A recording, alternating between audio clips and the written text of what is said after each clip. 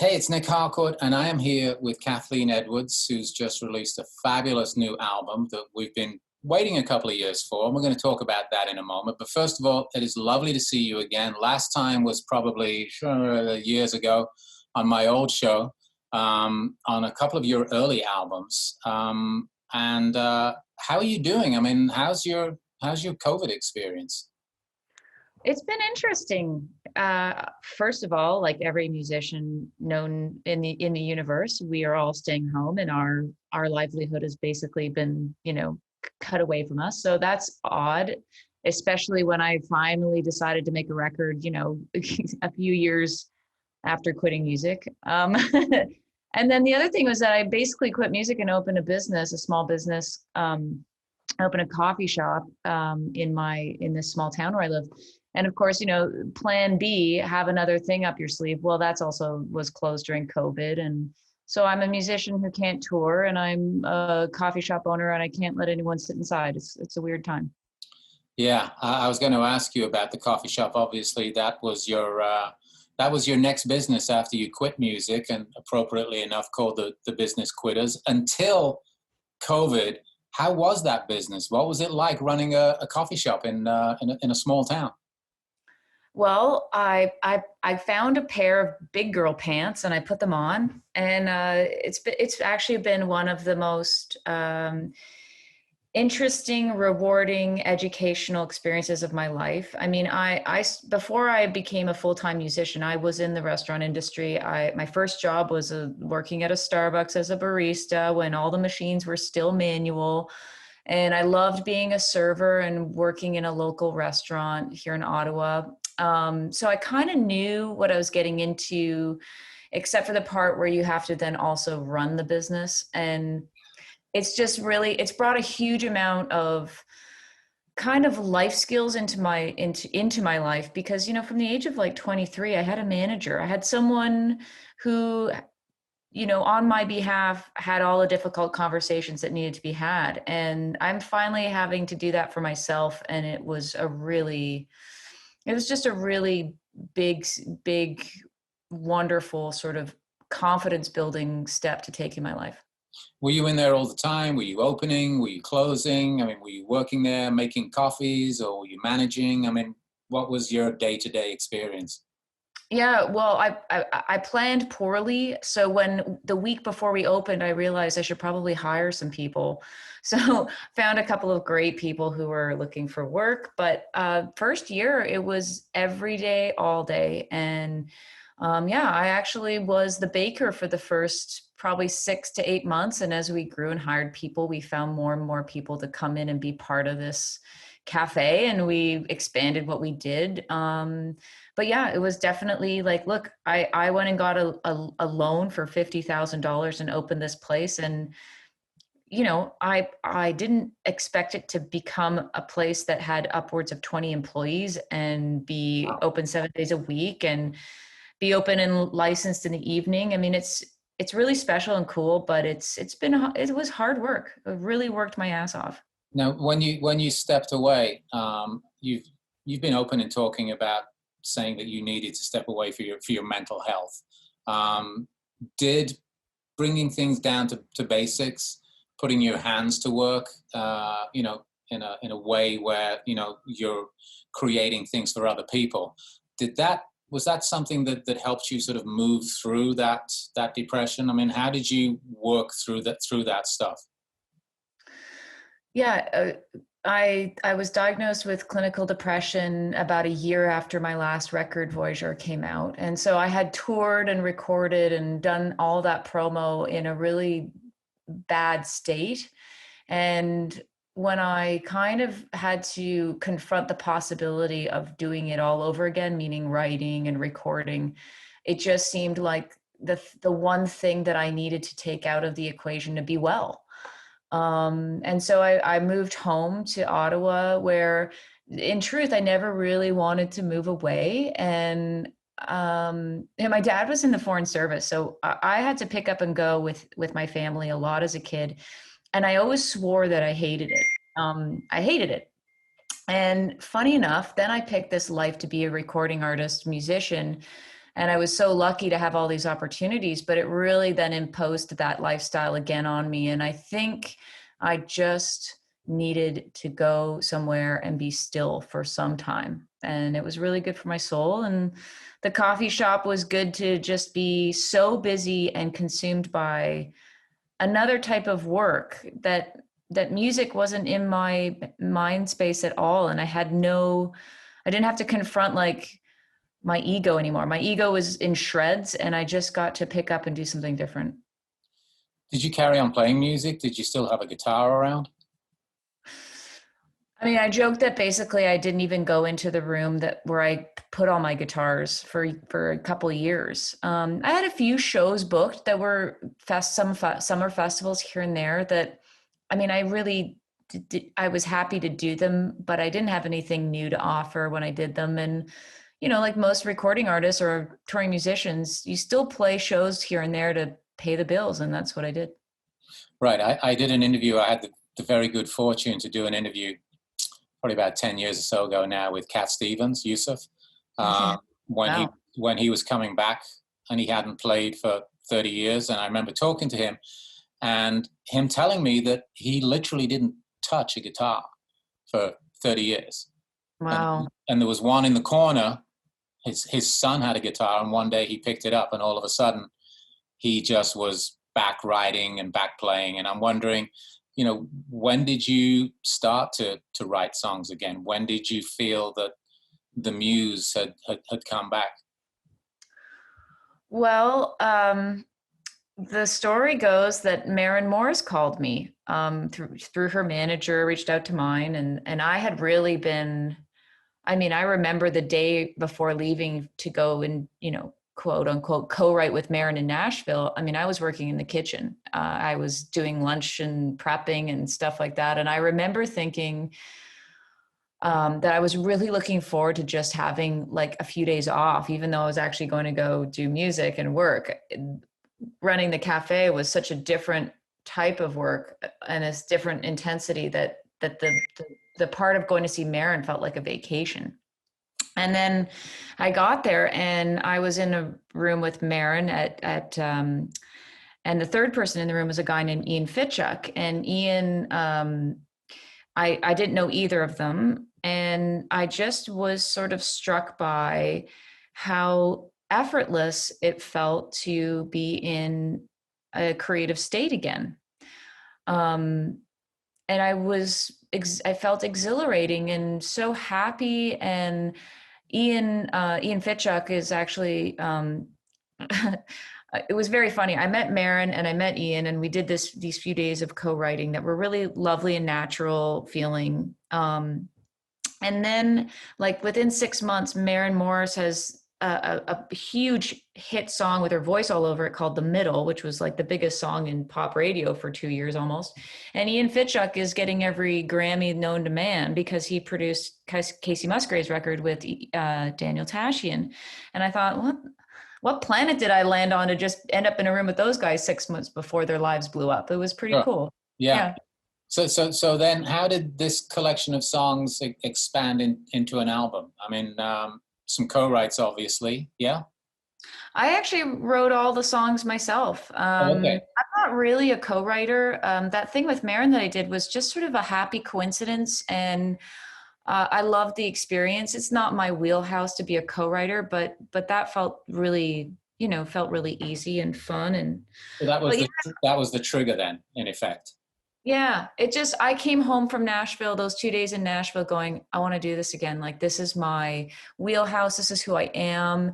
I was just excited about it. And I was just excited about being around creative people again. And I realized that even though I'd been doing this other thing that was really interesting and consuming, it was completely absent of that like person who goes and collaborates with other musicians. And it's just like my pilot light came back on. It was really special. And so I set to write these songs, start trying to write again. And my breakthrough moment was that I wrote a song called Glenfern, which is the first song on Total Freedom, which kind of brought this full circle feeling to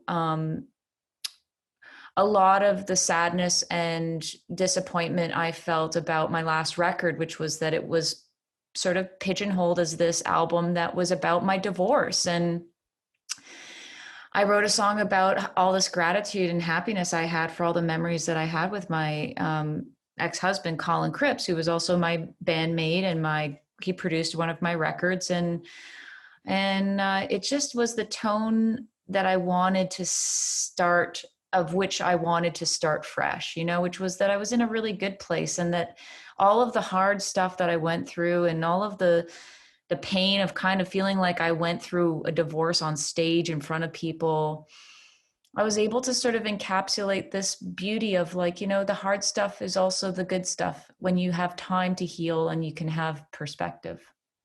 A lot of songwriters will say that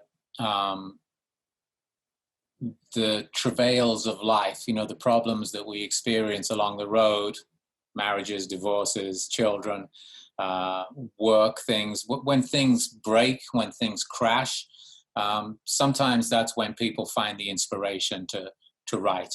And some songwriters can't really do it unless there's something going on that is deep and touches them deep inside. Did you experience writer's block in the past, or is that something you've had to overcome?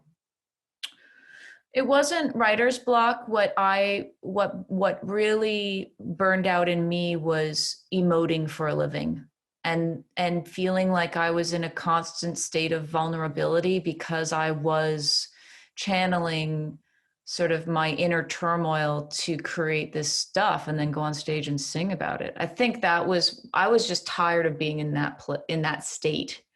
And it really fractured my relationship with writing and with performing and touring. I mean, I needed a break. That's really what it came down to. Was it sort of like not being able to separate your life from what you do? A lot of us sometimes find ourselves defined by what we do for a living, whether it's being a radio DJ, or whether it's being a songwriter, or whether it's, managing a coffee shop. We sort of tend to have, some of us anyway, tend to sort of be unable to distinguish between a private life and a personal life. And when you're a songwriter and you're putting it all out there on the stage night after night, was that really what it was? Just sort of not being able to distinguish between? Yeah. And I think one of the things I really strove to do was, I strove to do good work. And part of that was that I just gave it I had a hard time drawing or maybe compartmentalizing. So if I got on stage a year after I'd written a song that was a really heavy song about something I was going through at the time that I wrote it, I really, in an effort to sort of deliver something on stage, I think I didn't compartmentalize and remove myself from being in that frame of mind. So I was kind of like, method acting, except I wasn't able to sort of separate these difficult feelings from the moment. I wasn't able to kind of leave them behind anymore. So you go on stage, you have to get into the role to go back to the moment where you felt whatever it was you were writing, and then maybe can't get out of it afterwards. Like the actor who can't go home because they're still... I'm like Daniel Day-Lewis, man. Someone get me an Oscar. Exactly the same. No wonder he quit acting. Anyways. Yeah. So tell us about this collection of songs then. I mean, where does this collection of songs find you? Well, I kind of feel like it's my first record all over again, because I had no, first of all, I have a clean slate. I'm working with a different record company. I made all of my records and with one manager and one label. And so everything feels kind of new again. And because I had so far separated myself from maybe the music bubble, I wrote a record that feels like my first record again, where I just shot a lot from the hip, and it made sense to me, and I didn't worry about who was going to like it or not. I just did what felt kind of fun and cool at the time. And it's coming from a place of, I know it's cheesy to say, but I called my record Total Freedom because I feel so uninhibited or unattached to any kind of perception that I'm supposed to look a certain way or feel a certain way, or my record's supposed to sound a certain way. I just did what felt great, and that's it. And there's something really nice about being a certain age where you just go, I mean, I don't really care if the music business thinks I'm, hot shit. I just don't. Well, that's freedom, right? Yeah. Right there. Yeah. I know we've been playing a couple of songs on the station, and I don't want to go through the whole playlist, but you talked a little bit about Glenfern. Hard on Everyone was the song that struck me. Maybe just, we read things into lyrics that perhaps connect with our own lives. Can you tell us a little bit about that song? Yeah. I gotta say, it was a pretty strange reality check to be an adult woman who thought she had a really good sense of herself, and to find herself in a relationship with somebody who over time I realized was emotionally abusive to me. And I tread lightly in saying that because I know that it takes sometimes people years and years to realize that that's what they're in, or the trauma is a lot more severe. There are big nuances in that type of language. I was with somebody who I leveraged myself entirely in heart and in financial stability in all aspects of my life to make a relationship work. And I had blinders on to that end. I was more committed to seeing the relationship work than to realize that there was something wrong, and I needed to remove myself. And so eventually I did. I woke up and I went, I need to get out of this. And Hard on Everyone, I'm going to take another stab at that. I realized I was in an abusive relationship when I listened to the podcast Dirty John, and there were so many stories and similarities in things that I had been told, in ways that I felt, in a narrative that I had heard from my partner. And when I got through it the other side, and the sort of the fear of knowing that you're now extricated, I realized that the reason that woman put that story out there was because by doing so, she is going to help other people have their light come on and go, oh my God, that's my story, and I need to get out. And so I wrote Hard on Everyone kind of in a private moment of feeling incredibly angry that I had let this person erode my own sense of self, but also because I realized if I write a song about it and somebody goes, that sounds like me, they might have the chance to go, I need to get the F out of my situation. I think it's really good to talk about these things, obviously. And, it struck me because I understand. And gaslighting is not just for politicians, obviously. It's like we find ourselves in these situations sometimes where, our self-esteem is eroded by being in something that's unhealthy. And when you finally realize that and make the change, then, talk about total freedom, right? I didn't even know what the word gaslight meant until I Googled emotional abuse. Right. And then I read That's my life. And then I was like, oh my God, that's what gaslighting is? I'm very familiar with it. Exactly. Yeah. Well, listen, it's great talking to you. Let me just try and wrap this up by talking about, how it is trying to promote a record right now. Obviously, what were your plans for this year?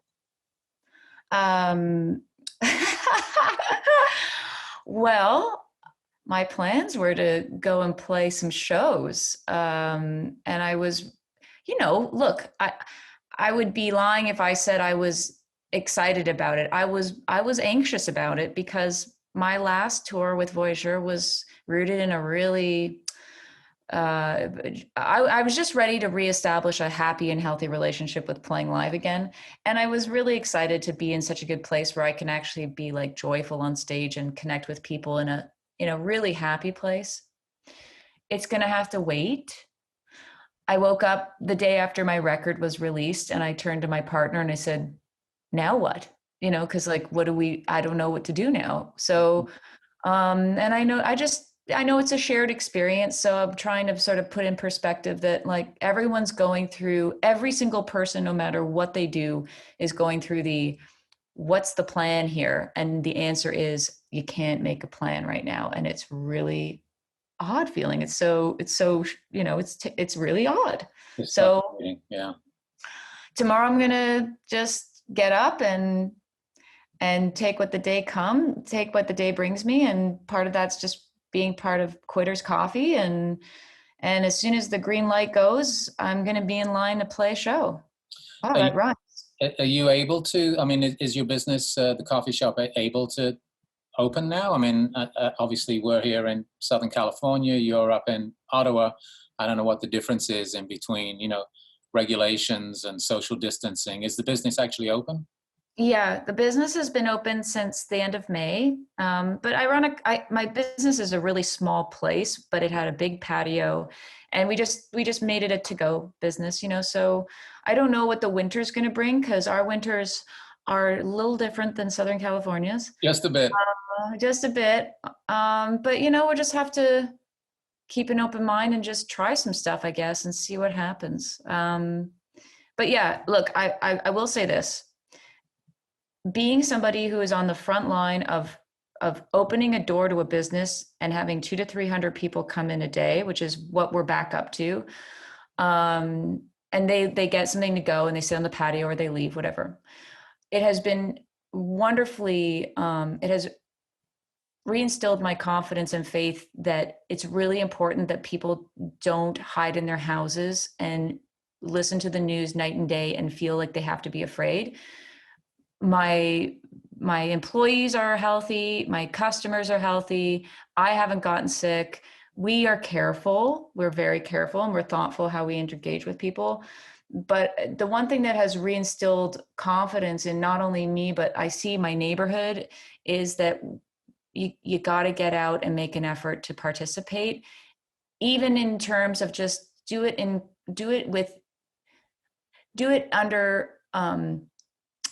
ways that make you feel comfortable within yourself. But, you know, there's something really important about seeing your neighbor and asking how they're doing. It just changes your day. And I really hope that, you know, my coffee shop has been a place that helps people kind of recover from the shock of what everyone's just gone through.